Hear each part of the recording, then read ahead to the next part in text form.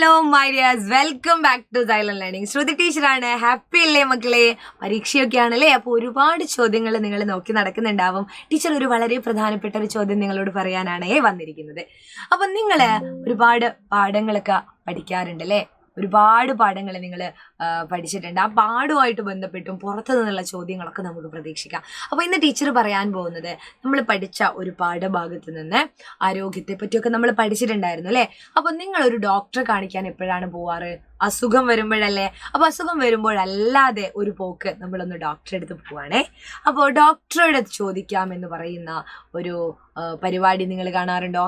പലരും നമ്മൾ ഇന്റർവ്യൂ ഒക്കെ ചെയ്യാറില്ലേ. അതുപോലെ നമ്മൾ ഡോക്ടറെ ഇന്റർവ്യൂ ചെയ്യാൻ പോവാണ്. ഇപ്പോൾ ഞാനാണ് ഡോക്ടറെ ഇന്റർവ്യൂ ചെയ്യാൻ പോകുന്നത്. അപ്പോൾ അഭിമുഖം നടത്തുക എന്നാ പറയാ. മലയാളത്തിൽ നമ്മൾ എന്താ പറയാ ഇന്റർവ്യൂവിന്? അഭിമുഖം. എല്ലാവരും ഒന്ന് പറഞ്ഞേ, അഭിമുഖം. അപ്പൊ അഭിമുഖം നടത്താനുള്ള കുറച്ച് ചോദ്യങ്ങൾ നമ്മൾ തയ്യാറാക്കണം. എങ്ങനെയാ അഭിമുഖം നടത്താനുള്ള ചോദ്യങ്ങൾ തയ്യാറാക്കുക? എങ്ങനെയാ? യെസ്, ഇതാ ഞാൻ പറഞ്ഞു തരാം. ഒരു 5 ചോദ്യമെങ്കിലും മിനിമം നമ്മൾ തയ്യാറാക്കണം. എന്തിനെ പറ്റിയൊക്കെയാണ്? ഇപ്പൊ രോഗങ്ങളൊക്കെ പടർന്നു പിടിക്കുന്നുണ്ട്. ചില രോഗങ്ങളെ പറ്റി നിങ്ങൾക്ക് കൂടുതൽ അറിയണം. ഈച്ച പരത്തുന്നത്, കൊതുക് പരത്തുന്നത്, അങ്ങനെ ഒരുപാട് തരം രോഗങ്ങളുണ്ട് അല്ലേ. അപ്പൊ ഡോക്ടറോട് ചോദിക്കാൻ 5 ചോദ്യങ്ങൾ ഞാൻ തയ്യാറാക്കിയിട്ടുണ്ട്. നമുക്കൊന്ന് ചോദിച്ചാലോ? ഇതാണ് ചോദ്യങ്ങൾ. എന്താണ്? ഇപ്പൊ ഡോക്ടറോട് ചോദിക്കാം. വേണമെങ്കിൽ ഡോക്ടർ എന്ന് എഴുതാട്ടോ. ഡോക്ടർ, ആദ്യം ഗുഡ് മോർണിംഗ് ഒക്കെ പറഞ്ഞ് ഡോക്ടർ പരിചയപ്പെടുകയൊക്കെ ചെയ്യൂ. പക്ഷെ പരീക്ഷയ്ക്ക് വന്നാൽ നമ്മൾ എഴുതുമ്പോൾ ഇത്തരം ഡോക്ടർ, ഗുഡ് മോർണിംഗ് എന്നൊന്നും വേണ്ട. ഡോക്ടറോട് ചോദിക്കുന്നതായിട്ടാണ് നമ്മൾ എഴുതേണ്ടത് കേട്ടോ. അപ്പൊ ചോദിക്കുകയാണ്, ഡോക്ടർ എന്ന് വേണമെങ്കിൽ എഴുതാം. ഇനിയിപ്പം ഡോക്ടർ എന്നൊക്കെ എഴുതി ബുദ്ധിമുട്ടുണ്ടെന്ന് വിചാരിച്ചിട്ടാ ഞാൻ. വേണമെങ്കിൽ ഇവിടെ ഡോക്ടർ എന്ന് എല്ലാത്തിന്റെ കൂടെ ചേർക്കാം. വേണോ അങ്ങനെ? സാർ എന്ന് പറയാം. ഡോക്ടർ. പകരുന്ന രോഗങ്ങൾ ഏതൊക്കെയാണ്? ഡോക്ടറോട് ചോദിക്കുകയാണ്, പകരുന്ന രോഗങ്ങൾ ഏതൊക്കെയാണ് അല്ലെ. അപ്പൊ അതിപ്പോ ഡോക്ടർ അതിനുള്ള ഉത്തരം പറയും. പക്ഷെ ഉത്തരം ഒന്നും നമ്മൾ എഴുതണ്ട.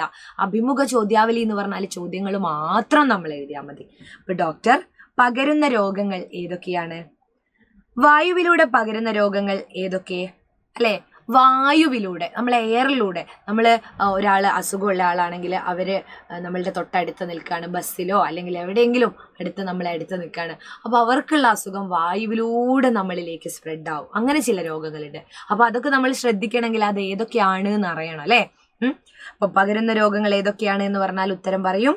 പിന്നെ വായുവിലൂടെ പകരുന്ന രോഗങ്ങൾ ഏതൊക്കെയാണ് ഡോക്ടർ? വെള്ളത്തിലൂടെ പകരുന്ന രോഗങ്ങൾ ഏതൊക്കെയാണ്? അതെങ്ങനെയാ വെള്ളത്തിലൂടെ? നമ്മൾ ചില സ്ഥലത്തൊക്കെ പോയാലേ നിങ്ങൾ പറയും, അത് വേണം, ഐസ്ക്രീം വേണം അല്ലെ, ആ വെള്ളം വേണം എന്നൊക്കെ പറഞ്ഞ് നമ്മൾ പലപ്പോഴും ബീച്ച് സൈഡിൽ അല്ലെങ്കിൽ ചില വൃത്തിയില്ലാത്ത ഏരിയകളിലൊക്കെ പോയിട്ട് നിങ്ങൾ ഭക്ഷണം വേണം അല്ലെ, വെള്ളം വേണം എന്ന് പറയാറില്ലേ. അപ്പോൾ വീട്ടുകാരെന്ത് പറയും? നോ, ഇത് ഇവിടെ നിന്നൊന്നും ഇപ്പം കഴിക്കാൻ പറ്റില്ലേ, നമ്മളോട് നോ പറയും. അപ്പോൾ അതൊന്നും കേൾക്കാതെ നിങ്ങൾ വാശി പിടിക്കാറുണ്ട് അല്ലേ. അതെന്തിനാണ്? ആ വെള്ളം തിളപ്പിച്ചാറ്റിയ വെള്ളമൊന്നും ആയിരിക്കില്ല. എവിടെ നിന്നെങ്കിലും എടുക്കുന്ന വെള്ളമൊക്കെ ആണെങ്കിൽ അതിലൂടെ നമുക്ക് എന്താണ്, അസുഖങ്ങൾ വരും അല്ലേ.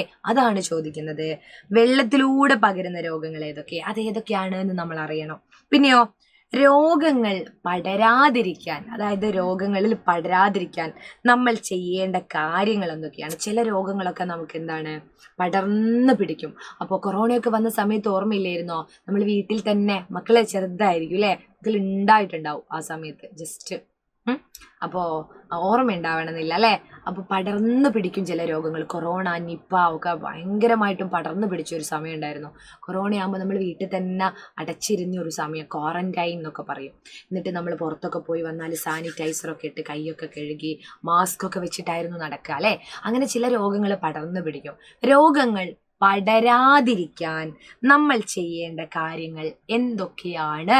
രോഗങ്ങൾ പടരാതിരിക്കാൻ നമ്മൾ ചെയ്യേണ്ട കാര്യങ്ങൾ എന്തൊക്കെയാണ് എന്നാണ് ഒരു ചോദ്യം. പിന്നെ നമ്മുടെ ഭക്ഷണ രീതി രോഗങ്ങൾ വരാൻ കാരണമാകുന്നുണ്ടോ? നമ്മുടെ ഭക്ഷണ രീതി രോഗങ്ങൾ വരാൻ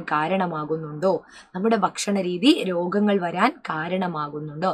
നമ്മൾ ചില ഭക്ഷണങ്ങളൊക്കെ കഴിച്ചാൽ ചില ഭക്ഷണം കഴിച്ചാൽ നമുക്ക് ഭയങ്കര അസ്വസ്ഥത തോന്നാറുണ്ട്. പിന്നെ ഒരുപാട് ജങ്ക് ഫുഡ്, പുറത്തു നിന്നൊക്കെ ഭക്ഷണം വാങ്ങി കഴിക്കുമ്പോൾ വീട്ടുകാർ പറയും, അധികം പുറത്തുനിന്നൊന്നും കഴിക്കണ്ട കേട്ടോ, അസുഖം വരും. നമ്മളത് കേൾക്കില്ല.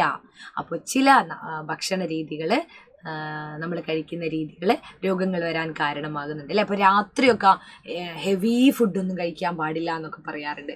രാത്രി ലേറ്റായിട്ട്, എന്നിട്ട് ഭക്ഷണം കഴിച്ച ഉടനെ നമ്മൾ കിടന്നുറങ്ങും. അങ്ങനെയൊന്നും ചെയ്യാൻ പാടില്ല.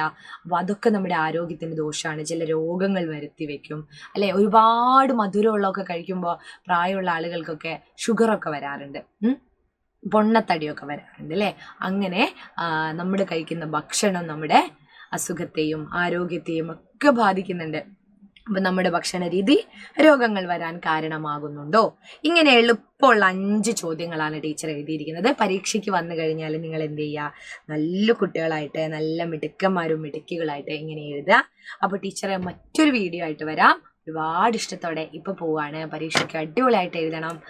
ബൈ.